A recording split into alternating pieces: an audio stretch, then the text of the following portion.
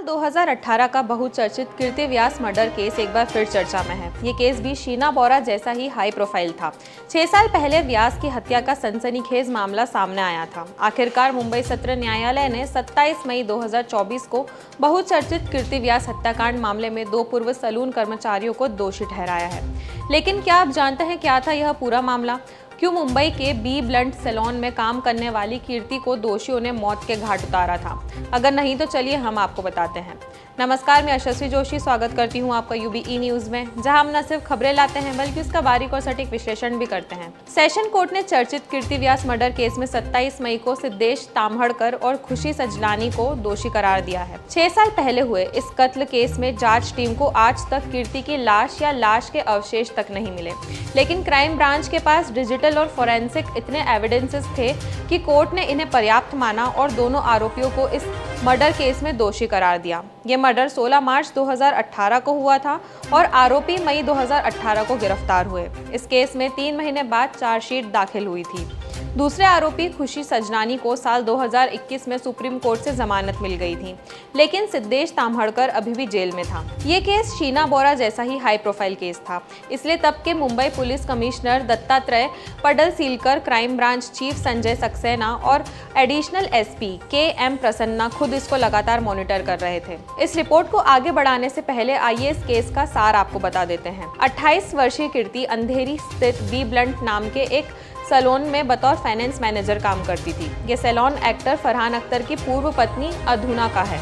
कीर्ति के गायब होने पर फरहान ने भी ट्विटर पर पोस्ट डालकर लोगों को इसकी सूचना देने के लिए अपील की थी। मुंबई पुलिस ने इस मामले में एक महिला समेत 2 आरोपियों को गिरफ्तार किया था। खुशी सजलानी और सिद्धेश ताम्हड़कर नामक आरोपी भी इसी कंपनी में काम करते थे।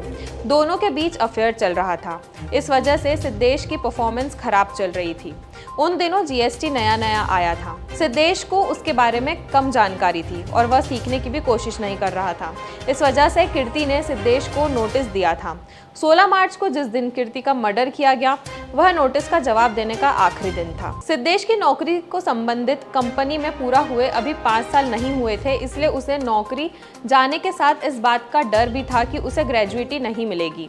इसलिए 16 मार्च 2018 को खुशी सजलानी और सिद्धेश ताम्हड़कर ने कीर्ति की हत्या की साजिश रची। इसलिए 16 मार्च को खुशी सजलानी और सिद्धेश ताम्हड़कर सुबह डीपी मार्ग इलाके चले गए। वही कीर्ति का घर भी था। जैसे ही वह ऑफिस के लिए निकली, दोनों आरोपियों ने उसे बहाने से अपनी कार में बैठाया। कार जब चल दी तो उस पर सिद्धेश को दिए गए नोटिस वापस लेने का दबाव डाला गया। जब कीर्ति नहीं मानी तो उसका कार में ही गला दबा दिया गया और फिर उस लाश को कार के पीछे नीचे डाल दिया गया। इसके बाद सिद्धेश कार से उतरकर परेल में अपने घर चला गया और फिर वहां से ऑफिस। खुशी सजलानी लाश वाली गाड़ी लेकर सांता क्रूज में अपनी बिल्डिंग में ले गई। वहीं गाड़ी को पार्क कर वहां से अंधेरी ऑफिस चली गई। शाम को 5 बजे कुछ मिनट के अंतराल पर दोनों आरोपी ऑफिस से निकले। खुशी ने अपनी बिल्डिंग से गाड़ी को निकाला और फिर बीच रास्ते में सिद्धेश को लिया और कीर्ति की लाश को चेंबूर के पास मेहुल गांव में एक नाले में फेंक दिया। जांच में पुलिस को आरोपियों की कार से खून के धब्बे मिले और डीएनए जांच में यह पुष्टि हो चुकी थी कि वह खून कीर्ति का ही था।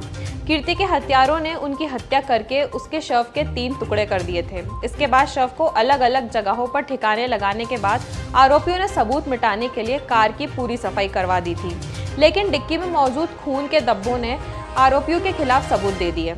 इस केस का पहला सुराग तब मिला जब खुशी सजलानी की फोर्ड इकोस्पोर्ट कार को मुंबई क्राइम ब्रांच ने फॉरेंसिक लैब में भेजा। वहां सीट के आगे और पीछे सूखे खून के निशान मिले। इस खून को जब कीर्ति के माँ बाप के खून से मिलाया गया तो डीएनए मिल गया।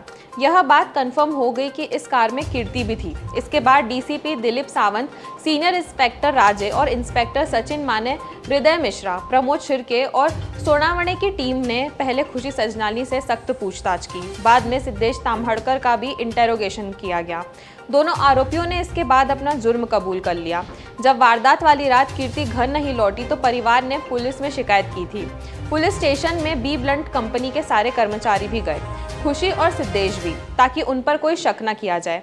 लेकिन जब क्राइम ब्रांच ने कीर्ति के घर से उनके ऑफिस तक के सारे सीसीटीवी देखने का फैसला किया तो दोनों आरोपी डर गए।